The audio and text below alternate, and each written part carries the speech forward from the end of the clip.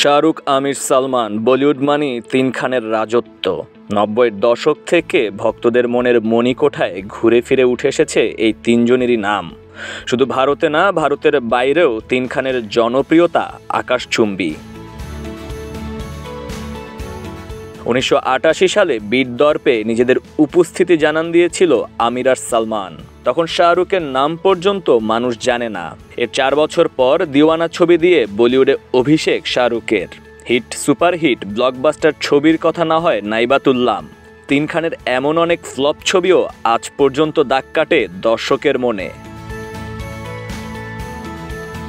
৯০-এর দশকে যারা খানদের সিনেমা ভক্ত তাদের অনেকের বয়স এখন ৩০-এর উপর। বয়স কম হয়নি এই তিন সুপারস্টারেরও। ২০২৫ সালে এসে তিনজনেরই বয়স হবে ৬০ বছর। কিন্তু বলিউড বাদশা শাহরুখের অ্যাকশন, ভাইজান সালমানের ফাইটিং আর পারফেকশনিস্ট আমিরের কাজ দেখে আর কার সাধ্য আছে এই তিনজনের সামনে বয়সের দাড়িপাল্লাকে বাধা হিসাবে দাঁড় করানোর।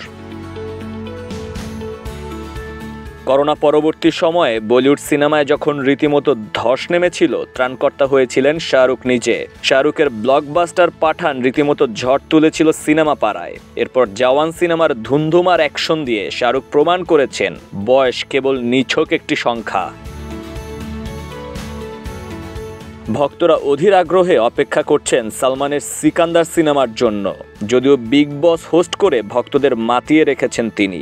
এদিকে আমির লাল সিং চাড্ডা সিনেমার পর নিজেকে কিছুটা গুটিয়ে নিলেও আবার ফিরে আসছেন নতুন বছরে। सुना है कि बहुत सारे लोग मेरे पीछे पड़े हैं। বলিউডের দুনিয়ায় যেখানে অনেক তারকা এসেছেন আবার হারিয়ে গেছেন কালের গহ্বরে, সেখানে এই তিনজনের সমান তালে টিকে থাকা, বিশাল ফ্যানবেজ ধরে রাখা আর নিরবধি কাজের প্রতি কমিটমেন্টই প্রমাণ করে সিনেমা শেষ হতে এখনো ঢের দেরি। তিন খানের মধ্যে সালমান, শাহরুখ এবং আমির সালমান স্ক্রিন শেয়ার করলেও তিনজনকে কখনো একসঙ্গে দেখা যায়নি। আর এটি আসলে কম পোড়ায় না ভক্তদের। অমিতাভ বচ্চন, দিলীপ কুমার, রাজেশ খান্না কিংবা ধর্মেন্দ্রর মতো একসময় সুপারস্টাররা ৬০ বছরে পা রাখার আগেই জলজলে তারকার তকমা হারিয়ে হয়েছিলেন দূরবর্তী নক্ষত্র।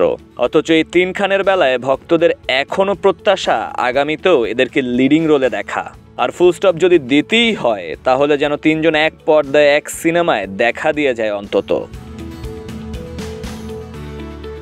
২০২৫ সালে ভক্তরা অপেক্ষা করছেন তিন খানের নতুন সিনেমার জন্য। যদিও এবছর শাহরুখের নতুন কোনো ছবি মুক্তি পাচ্ছে না, ২০২৬ সালে বলিউড বাদশা কিং সিনেমা নিয়ে হাজির হবেন ভক্তদের সামনে। এই সিনেমা দর্শকদের মধ্যে বাড়তি আবেদন সৃষ্টি করবে তার বলার অপেক্ষা রাখে না। কারণ এবারই প্রথম শাহরুখের সঙ্গে পর্দায় দেখা যাবে তার মেয়ে সুহানাকেও।